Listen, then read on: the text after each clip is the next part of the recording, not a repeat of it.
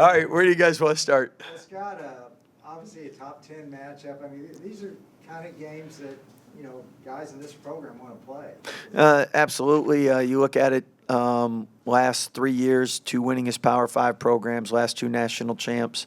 I heard one commentator said it's the new North Carolina-Duke rivalry. But at the end of the day, a lot of respect for Coach Self, their program. Everybody in the Big 12, it's a war each and every night. So this is just another one of those. If you do everything you can, it gives you a chance to have an opportunity down the stretch to get a win in a tough environment. Do you obviously you have played in a lot of tough arenas. Mm-hmm. Do you prepare them any differently for this, or tell them what to expect? Obviously, a lot of guys have been there, but Yeah, there's every road game you try to go over what you want to do offensively, defensively, different signals you'll use if the crowd's too loud, you can't hear, and that's why it's always more challenging playing on the road than at home. So that's part of why it's tough to win on the road. But the big thing with Kansas, why they're good at home, is like every Big 12 team, they usually play better at home, and it starts with us taking care of the basketball, not giving them easy buckets on our turnovers. We got to do a better job rebounding than we did last game against West Virginia on the defensive glass, and then offensively we have to do a good job making sure we're getting the shots that are high percentage and the shots that we want. Coach, obviously you played Kansas before, but without the traditional center that they've had in the past, Yeah. How has it changed maybe the way that they look?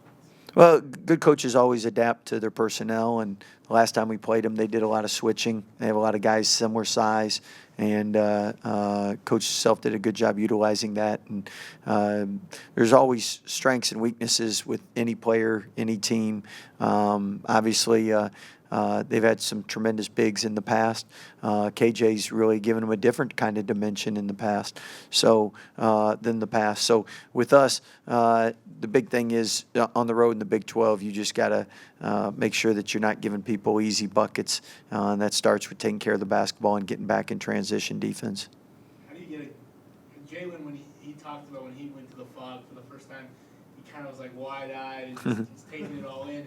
Yeah. How do you make it so that when Keontae or Langston step Yeah. on the floor the first time, they're locked in the basketball? Well, the best thing is they've been to other Big 12 venues, and I mean, again, which one's louder? They're all loud. I mean, 747, 737, whatever the different planes are, they're all loud. So, I mean, it's a loud gym. That's life on the road in the Big 12.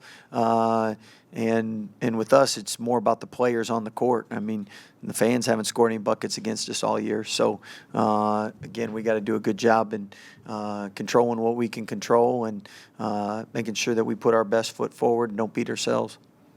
You guys did pretty well in the class in the first matchup against them. How key is that tomorrow, and how much do you turn to Jalen to almost do what he did against Kansas here?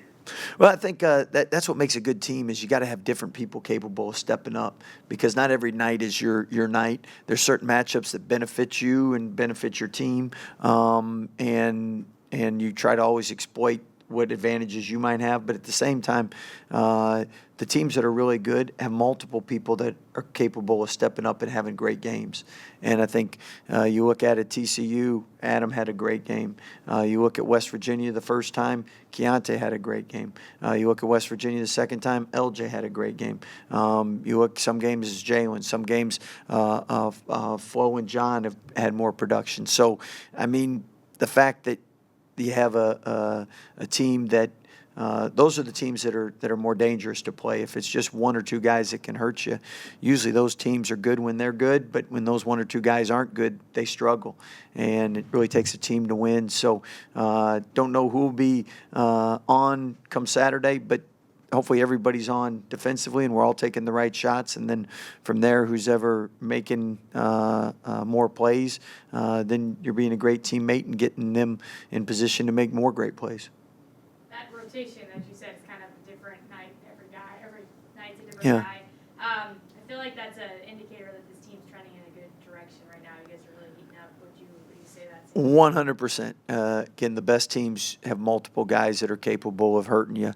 And again, it's not everybody's night shooting wise. I mean, you watch the NBA and the best scorers, they're going to have bad nights shooting the ball. But the teams that have multiple guys that are capable of putting up big numbers can win on nights when some are struggling. And Jalen, when he's on the court, I mean, it seems like just a lot of things open up, maybe stuff that doesn't get on the stat sheet. What do you see from him? Well, Jalen does a lot of the things that lead to winning, a lot of winning plays. Does a tremendous job on the glass. Low turnover guy. Makes the right passes. Doesn't force things. Is getting more and more comfortable putting it down. And the fact that he shoots it so well, it stretches the defense, which gives other people opportunities. Defensively, how have you seen this team kind of adapt and evolve as the season's going on? Well, I think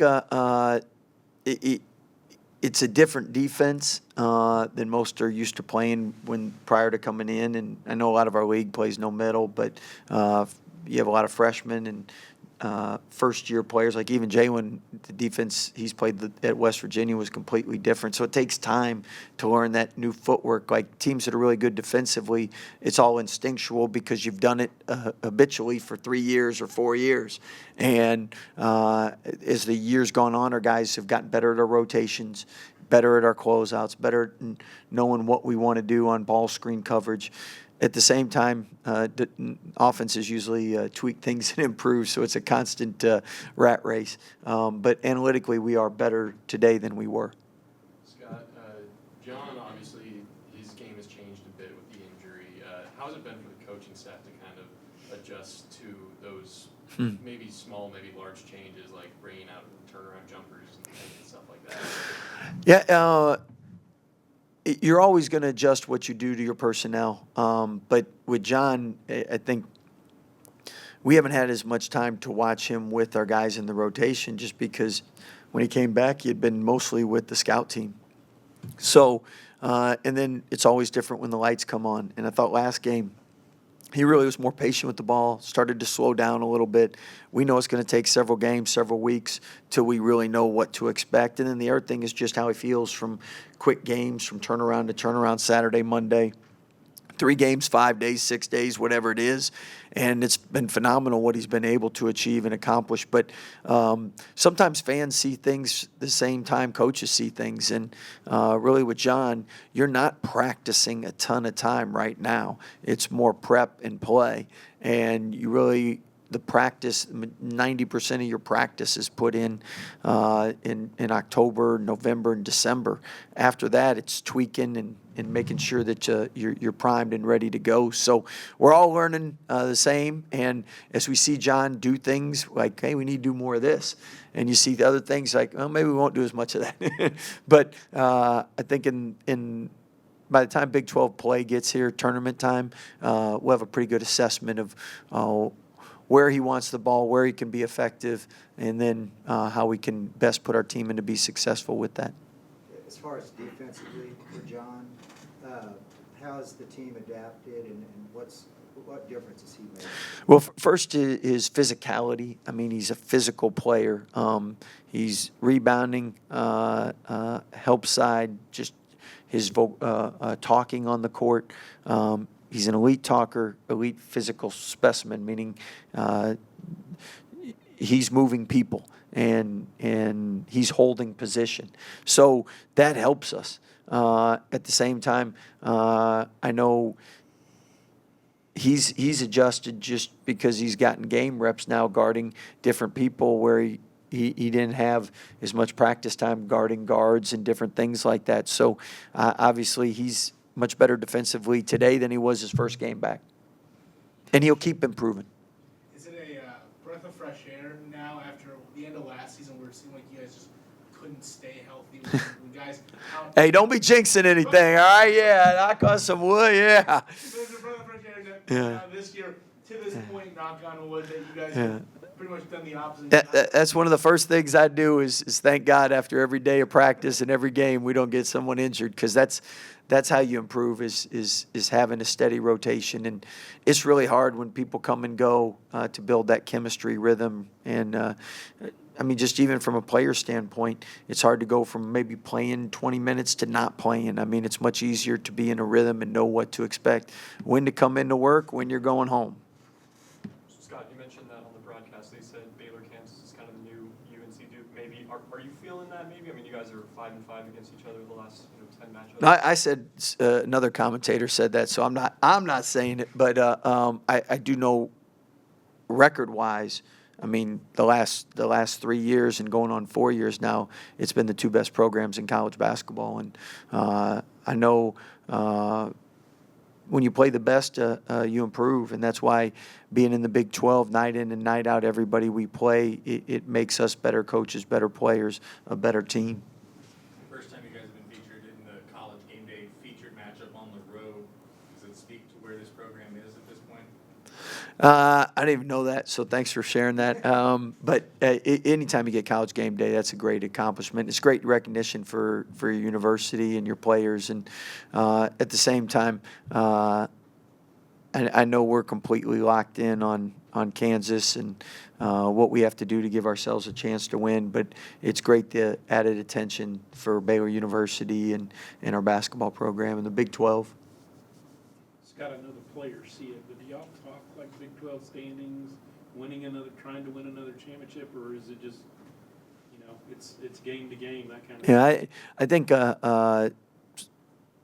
players are aware of it, coaches are aware of it. Sometimes we talk about it, sometimes we don't. At the end of the day, we all know what's important, and that is you got to go 1-0 each game, and doesn't matter what happens a week from now. What happens today? Did you win today? And I know that's coach talk, so really it comes down to the upperclassmen convincing the players of that. And we have pretty good upperclassmen, and that's why we've been successful since that 0-3 start.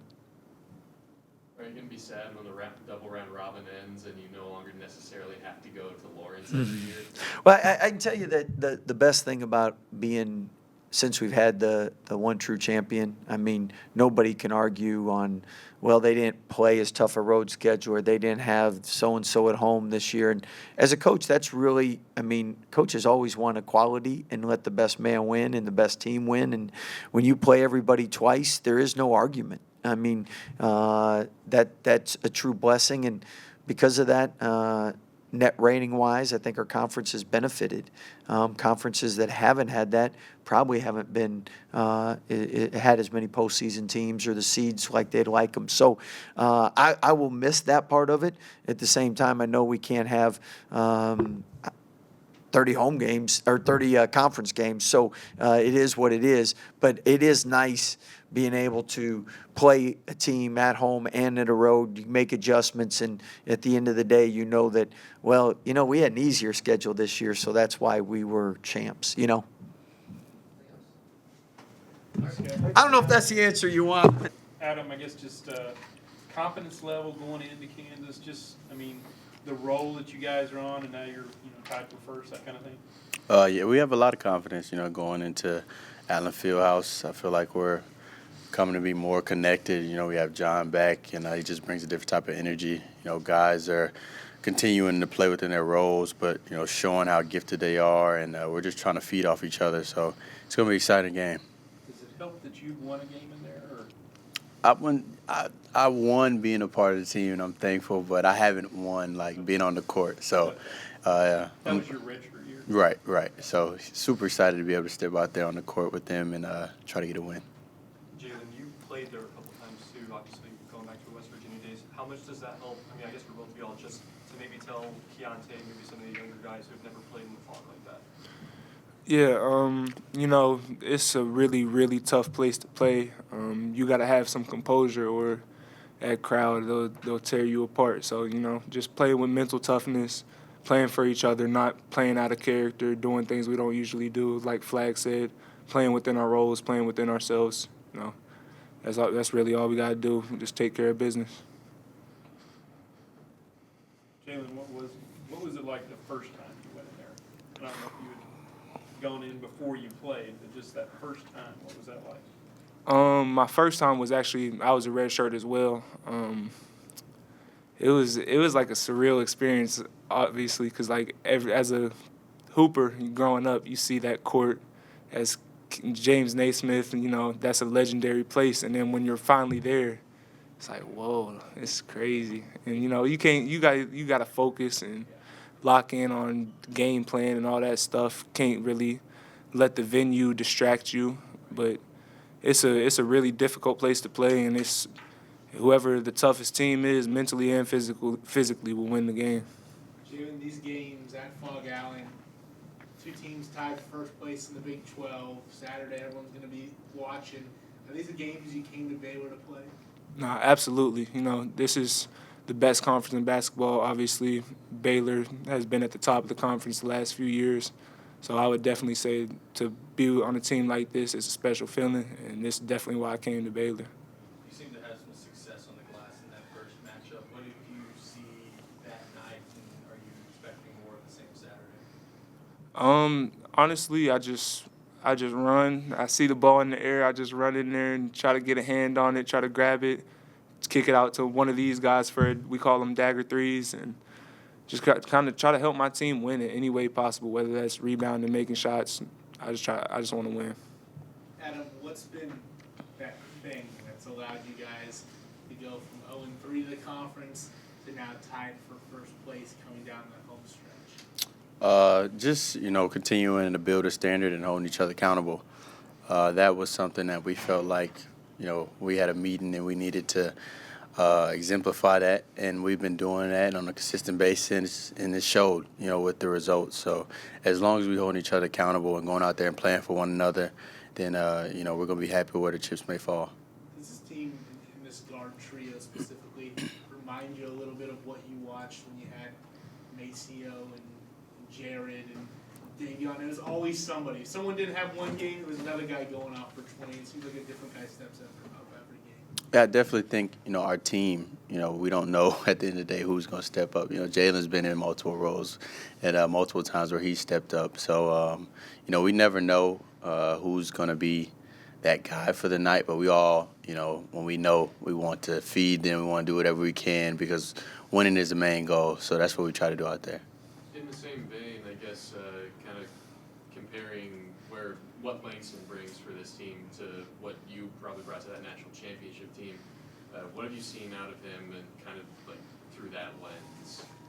Just really, you know, going out there playing hard, doing whatever it takes to win. You know, some nights, you know, he's killing scoring wise. Some nights he's you know, rebounding, getting us second chance points.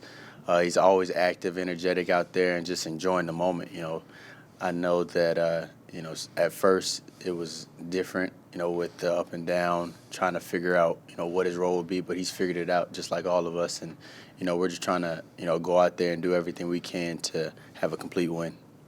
Jalen, what's it been like for you to see the, you know, unselfishness in this program and just how, you know, the sharing the sugar is something you guys talk about a lot. Just what's it been like to now be a part of that? It's a blessing, honestly, you know, having guys that really don't care about personal stats, personal accolades. Like he said, whoever has the hot hand, whoever hasn't touched the ball in a little bit, we try to, like you said, share the sugar, even it out, let everybody get a shot, everybody get a touch. And it's not like that a lot of places. Come from where I came from, it was like it was probably one or two people who had the ball in their hands the whole game, and not many other people got that many shots. And here it's just completely different. It's culture of joy. We don't care who is scoring. We just want to win at the end of the day. Jalen, how does this Kansas team look a little bit different? Obviously, you guys played them once this year, but without kind of that conventional big like they've had in the past, like a David McCormick. How does that change the way they look? I feel like KJ Adams brings a little bit more versatility than David McCormick in the past would bring. But at the same time, they're a little bit undersized, so they don't really have a rim protector like they usually do, even though KJ's very athletic. So it just makes us have a lot of more options to, you know, play a lot different lineups and take advantage of their size discrepancy compared to ours, because we got some really solid bigs, and that's just something that they got young bigs, but they'll be good in a few years. Adam, how have you seen the defense evolve as you guys have gone through Big 12 play? You know, we've, you know, done a great job of all buying in, and wanting to be a lead on the defensive end, and there's moments where we may have our lapses, but at the end of the day, we know that it's key for us to win. So we continue to pride ourselves and continue to fight for each other on the defensive end, knowing that offensively, if we can get stops, we can get out and run, and we can make fun for a game. So.